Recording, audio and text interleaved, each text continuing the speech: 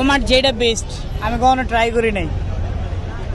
তোমার যেটা ভালো লাগে, যেন আমি খেয়ে মজা পাই। দাও 50 দাও, যেটা ভালো লাগে তোমার। নতুন জিনিস ট্রাই করতেছি, দেখি কেমন লাগে।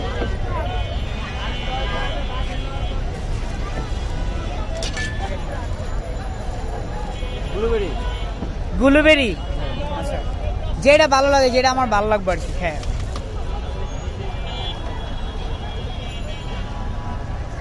এটা ধরো।